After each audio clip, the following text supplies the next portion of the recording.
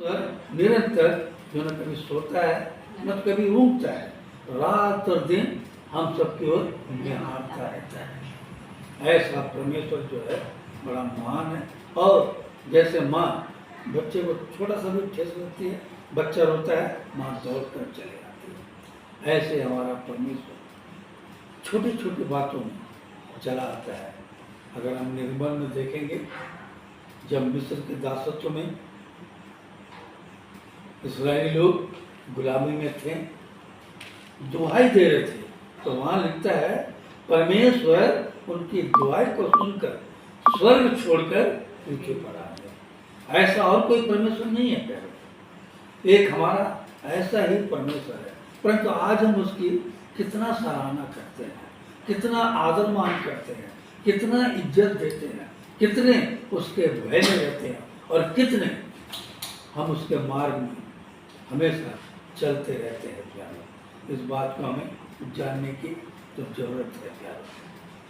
हर पल हर घड़ी हर समय में हम परमेश्वर के अनुग्रह में बढ़ते जाएं और परमेश्वर तब हमारे जीवन में आश्रय के स्रोत को खोलता है। और दूसरा पद जो बोलता है,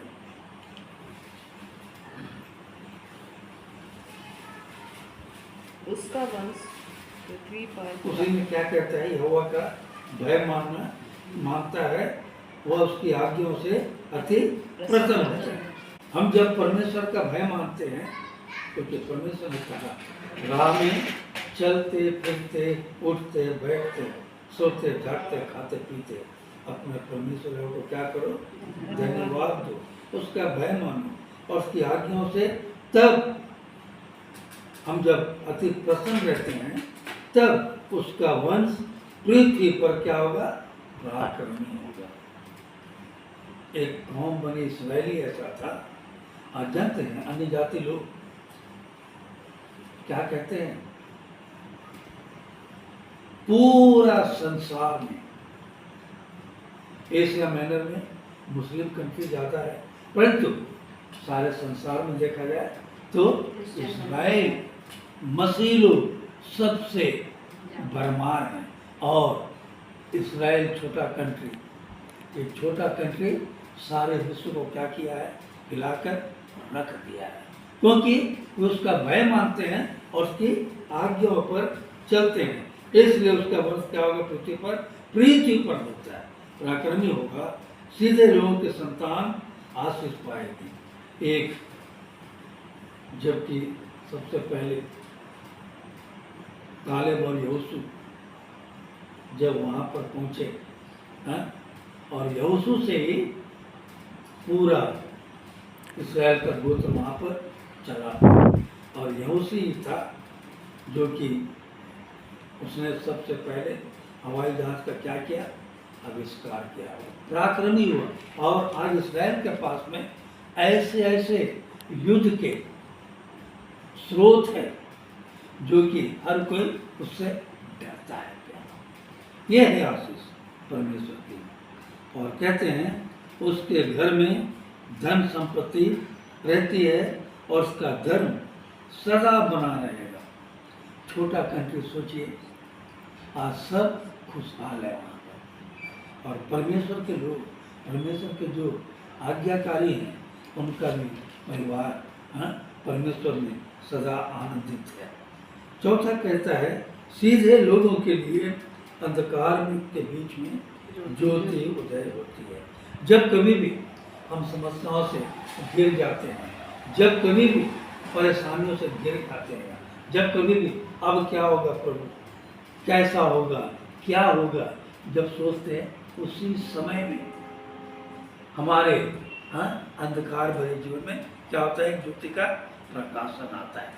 इसलिए परमेश्वर का वचन कहता है उठ और क्या हो, प्रकाशमान हो। और भजन संहिता में कहता चौथे में, जितनों ने उस पर दृष्टि की उन्होंने ज्योति पाई।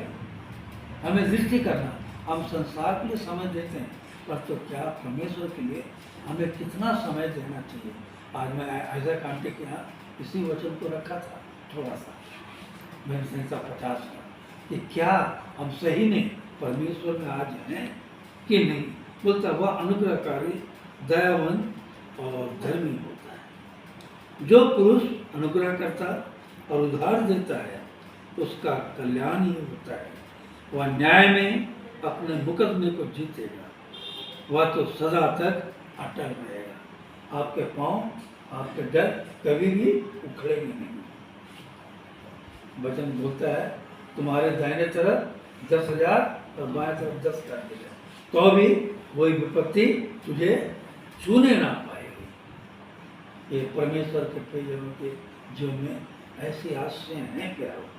और इसके बाद कहता है वह बुरे समाचार से नहीं डरता, क्योंकि उसका हृदय यहोवा पर भरोसा रखने से क्या रहता है? स्थिर रहता है। स्थिर रहता है, सॉलिड।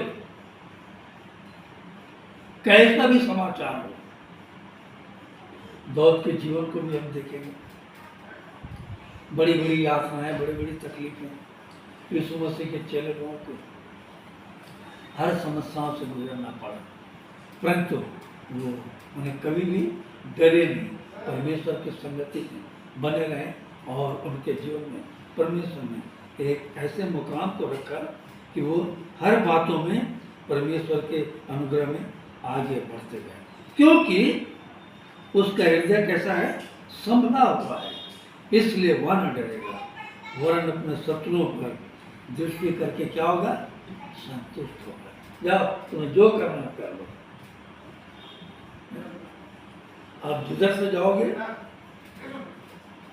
आपके चाहे जितने भी दुश्मन घात लगा के बैठे वो आपको छू नहीं सकता, क्योंकि परमेश्वर का पूरा पराक्रम और कवच आपके साथ में है। जिल्लम होती है लड़ाई के लिए, जिल्लम भी कभी छिड़ जाती है, परंतु यहोवा जिसको सुरक्षा मारा में मान लेता है, हर परिस्थिति से परमेश्वर में संभालता है। और आज हम दोनों पति पत्नी को परमेश्वर पूरे 19 साल कैसा बीत गया इस कटनी में और हमारे इस परिवार के साथ। उस समय भी यही परिवार था और आज भी यही परिवार है। 19 साल में से लंबा अंतराल लगता है। मैं उन बातों को कल रात को सोचा करता था, कैसे कैसे परिस्थिति में परमेश्वर ने बोला। आंटी कई बार कहते थे बीच से मत आइए 5 साल, बीच से मत आइए मैदान के बीच से रात को। क्या करें, आके आना पड़ता है, तो पैदल चलते थे। परमेश्वर ने पैदल चलने वालों को आज सब कुछ दिया, सब कुछ संपन्न किया। परमेश्वर अपने लोगों को हर चीज में बढ़ोतरी करता है, कभी भी उसके जीवन में किसी बात की घटी और कमी नहीं होती। बोलता जवान सिंह तो भूखे रह जाते हैं, परंतु जो परमेश्वर का भय मानते हैं, जो परमेश्वर का जन है, वो कभी भूखे नहीं रहेंगे। दाऊद कहता है मैंने परमेश्वर के जन को कभी भी एक रोटी का टुकड़ा मांगते हुए नहीं देखा। कितनी अद्भुत बात है, कितनी अद्भुत बात है।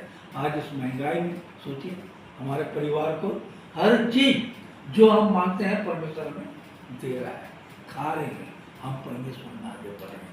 इसलिए परमेश्वर को कभी भी बिसराने की कोशिश नहीं कीजिए। सबसे पहले अपने जीवन में पहला स्थान परमेश्वर को दीजिए। देखिए चाहे जैसे भी मुसीबत हो, जैसे भी परेशानी हो, परमेश्वर हर एक परेशानी से आपको उठाकर क्या करेगा? खड़ा करेगा। भजन 40 में क्या कहता है? 1-2 में, भजन 40 का 1-2 में देख लीजिए, पढ़िए। मैं धीरज धरकर, पढ़िए उसको, धीरज धरकर यहोवा की बाट जोता, पढ़िए पढ़िए उसको, पढ़िए पढ़िए यहोवा ने धीरे धीरे मेरी ओर, धीरे धीरे। मैं धीरज से यहोवा की बाट जोता रहा। जो धीरज धरना है, क्या रे काम नहीं हो रहा है, अरे क्या हो रहा है, नहीं, धीरज धरना। अच्छे काम में धीरज धरना है, धीरे धीरे होता है। हाँ, और उसने मेरी ओर झुककर, हम मनुष्य क्या करते हैं? ऐसा किसी की बात को सुनते हैं, झुकते नहीं, परंतु परमेश्वर झुककर, मेरी ओर झुककर मेरी दुहाई सुनी और मुझको सत्यानाश के गढ़े और सत्यानाश, जो शत्रु आपको सत्यानाश करना चाहते थे, तो सत्यानाश के गढ़े के दलदल से इसमें से उबारा उबारा और चट्टान को लाकर खड़ा कर दिया। क्योंकि वो स्वयं क्या है? चट्टान। चट्टान है। ये सबसे बड़ी बात है प्यारे। इसलिए कभी भी हर हालत में प्राण देने तक जो परमेश्वर में स्थिर रहता है उसी का उद्धार होता है। परमेश्वर का नाम का धन्यवाद हो।